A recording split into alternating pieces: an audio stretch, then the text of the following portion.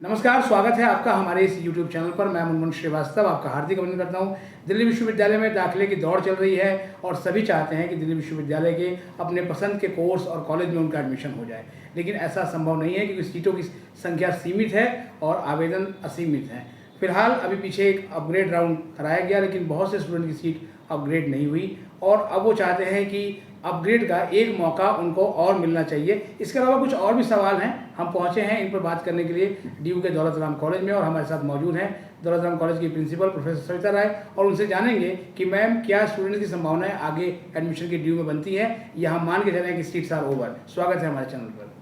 नमस्कार मुनमुन जी, जैसा आपने कहा कि सीटें सीमित और एप्लीकेशंस असीमित हैं, तो दिल्ली विश्वविद्यालय अपनी तरफ से पूरी कोशिश करता है कि सब बच्चों को अपनी चॉइस का सब्जेक्ट और कॉलेज मिल जाए। लेकिन अपग्रेड राउंड में अगर बच्चों ने जिस हिसाब से अपग्रेड भरा होगा और जिस हिसाब से सीटें ऊपर खाली हैं, प्योरली कंप्यूटराइज्ड प्रोसेस है, उसी हिसाब से आपको अपग्रेड मिलेगा। अगर आपने अपग्रेड अपना ऐसे कॉलेज में भर दिया जिसमें वहाँ सीटें ऑलरेडी भर चुकी हैं, तो अपग्रेड नहीं होगा। तो ऐसे अगर 2000 ही कैंडिडेट हुए जिनके चॉइस के सीट्स ऊपर अवेलेबल थी, तो वो अपग्रेड हुई, और ये प्रोसेस तो एंडलेस है, ये कंटिन्यूड रहेगा। इसलिए अब जो आप समस्या है कि बच्चों को अपनी सीट्स नहीं मिली, वो सेकंड राउंड में भी कोई गारंटी नहीं है कि वो जगह वहाँ पे खाली होगी तभी मिलेगी ना। तो अब जैसा आप कह रहे थे कि लगभग 28,000 अगर सीटें खाली हैं और उनको स्टूडेंट्स को ऑप्ट करना है, तो जो अब नेक्स्ट राउंड आएगा उसके अंदर वो अपना ट्राई कर सकते हैं। अपग्रेड तो इज़ ऑलवेज परमिटेड। नहीं, एक तरफ से मैम आंकड़ा है कि 75,000 से प्लस एडमिशन हो गए डीयू के, और फ्रीज का जो हम आंकड़ा देखते हैं तो वो 45,000 के आसपास बैठता है। तो 71,600 अगर सीटें हैं तो कुछ तो सीटें हैं, चाहे वो 20,000 हो, 25,000 हो, या और इधर कुछ विड्रॉल्स वगैरह भी हो रहे होंगे। अभी तक तो विड्रॉल मेरे कॉलेज में से तो अपग्रेड ही हुए हैं, विड्रॉल्स नहीं हैं। और जो बेसिकली सीट्स खाली हैं वो हैं थोड़ी साइंसेस में और हिंदी और संस्कृत, इन जगहों पे सीट खाली हैं। बाकी हमारे यहाँ, मेरे यहाँ पे नहीं खाली हैं, तो मैं कैंपस का कह सकती हूँ कि खाली नहीं है। इनफैक्ट जो जितने साइड के कॉलेजेस हैं उसमें आपके इकोनॉमिक्स की, पॉलिटिकल साइंस, हिस्ट्री, इन लोगों की मोस्टली सीटें खाली हो गई हैं। लेकिन कुछ जो कैटेगरी सीट्स जो हमारे पास आनी है, जैसे CW की सीट्स हैं, ECA की सीट्स हैं, वो सुपरन्यूमररी आनी है।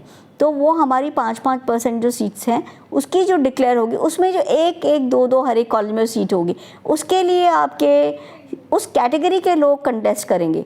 जो बाकी लोग हैं उनकी जो सीट की फिलिंग की अपग्रेडेशन के जो चांसेस हैं, वो जब 2000 अपग्रेड हुए हैं तो थोड़े से डिम तो हैं। उनको वो कोर्सेज मांग रहे हैं जो कि शायद भर गए हैं। जहाँ खाली जगह हैं वहाँ पे शायद उनके पास वो उन्होंने अप्लाई नहीं किया हुआ। तो ये सिचुएशन होती है, डिमांड किन्हीं कोर्सेज़ की है और सप्लाई हमारे पास किन्हीं दूसरे कोर्सेज़ की है। तो ये मिसमैच की वजह से आपको ये आंकड़े ऐसे दिखते हैं। अच्छा मैम, जहाँ तक ECA का है, क्योंकि ECA का रिजल्ट आने के बाद ECA अलॉटमेंट हुई, और जब हम यहाँ आपके पास आए थे तो आप एक फ़ोन सुन रही थी, एक बच्ची का फ़ोन आया था, अपग्रेडेशन को लेकर वो पूछ रही थी। क्या सवाल था मैम उसका? उसका सवाल था कि उसने जियोलॉजी ऑनर्स उसको एक कॉलेज में मिला है और उसको अपना अपग्रेड करना था।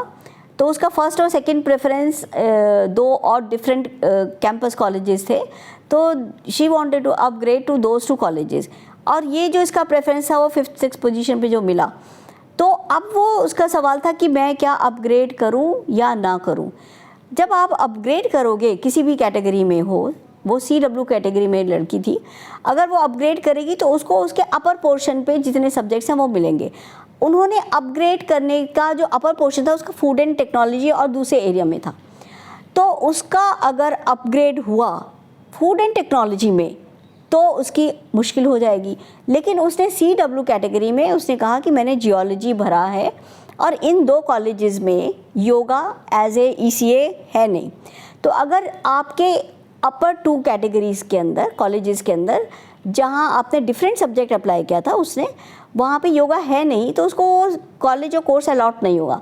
कॉलेज कोर्स वही अलॉट होगा जहाँ पे वो योगा है। तो अगर उसकी फर्स्ट 2 चॉइस जियोलॉजी ऑनर्स है और वहाँ पे योगा है तो she must upgrade, give a choice of upgradation. अगर उन 2 कॉलेजेस में अगर योगा का सीट एक भी खाली होगा तो she will jump to that. But अगर मान लो उसके इमीडिएट कॉलेज में योगा है और वो कॉलेज में कोर्स उसका फूड एंड टेक्नोलॉजी है, अब ये कह रही है कि मुझे जियोलॉजी ऑनर्स ही करना है, भर तो दिया है फूड एंड टेक्नोलॉजी। अगर उस कॉलेज में योगा की ECA की सीट है और खाली है, अपग्रेड किया, तो ये इस कॉलेज से शिफ्ट होकर के दूसरे कोर्स में योगा के बेसिस पे चली जाएगी।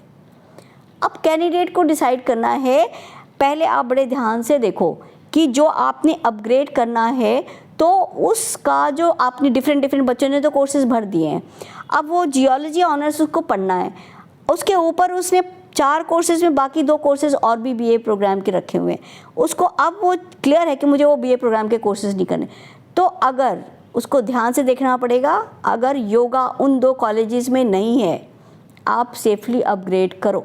लेकिन अगर योगा उन 2 कॉलेजेस में है और आपने अपग्रेड किया और आपको वो वाला कोर्स मिल गया तो आपको जाना पड़ेगा। फिर ये केसेस काफ़ी हमारे प्रीवियस लिस्ट में भी आए थे, बच्चे कहीं ऑनर्स में एडमिशन लेके बैठे थे, उन्होंने कुछ फिल किया हुआ था ऊपर, अपग्रेड हो गया, उन्होंने अपग्रेड दिया, सोचा कि ये नहीं मिलेगा ऊपर वाला मिल जाएगा, हो गया दूसरा कोर्स। अब उन्हें मुश्किल होगी कि हमें तो ये पढ़ना नहीं था, मैंने तो अपग्रेड किया था ऑनर्स इसमें लेने को। तो ये बेटा आप लोग जो भर रहे हो ना, वो वही चॉइस भरो जो कि आपको पढ़ना है। और अब जैसे जी इस बच्चे का स्पेसिफिक कोर्स था, ये तो बहुत बिल्कुल एनालाइज करके करे। I have suggested on the basis of what she has given me the information. उन्होंने इन्फॉर्मेशन मुझे दी कि वो योगा फर्स्ट 2 कॉलेजेस में ही है, तब उनका अपग्रेडेशन बनता है। अगर नेक्स्ट 2 कॉलेजेस में नहीं है योगा, अगर है और उन्होंने अपग्रेड किया और वहाँ मिल गया तो इनको जियोलॉजी ऑनर्स ख़त्म हो जाएगा। तो ये रिस्क है, हर एक बच्चे को अपना प्रेफरेंस शीट देख करके अप्लाई करना चाहिए। एक बार मैम अगर अपग्रेड हो गया तो फिर वो डाउनग्रेड नहीं होगा? नो, बिल्कुल भी नहीं। आपका अच्छा कोर्स जो जिसमें आप पढ़ना चाहते हो वो निकल जाएगा। For you college is not so important as course.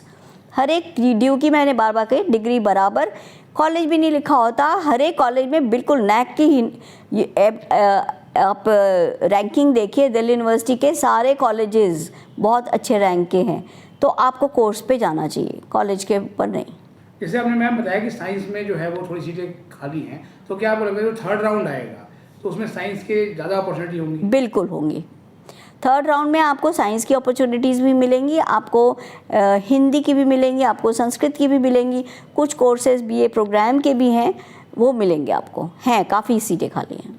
जब इसका मैम नोटिफिकेशन आया था उसमें लिखा था कि जो 3rd राउंड है बिल्कुल अलग होगा, उसकी जो कट ऑफ वगैरह है वो पिछली कट ऑफ से मैच नहीं करती होगी, बिल्कुल फ्रेश तरीके से जो है वो होगी। तो ये क्या मैम इसको रखने का उद्देश्य क्या लगता है, बीइंग ए प्रिंसिपल क्या सोचती हैं आप?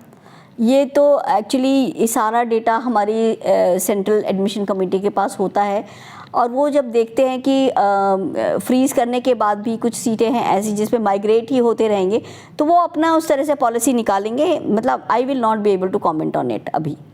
जी, मतलब वो अभी उसकी तैयारी चल रही है कि किस तरीके से? हाँ, अभी I will not be able to. Ma'am जो UGC ने कहा था कि CUT से सीटें अगर जो है वो ना भर पाएँ तो 12th की बेस पर भी एडमिशन ले सकते हैं, तो क्या आपको लगता है कि वहाँ तक जाने की नौबत आएगी?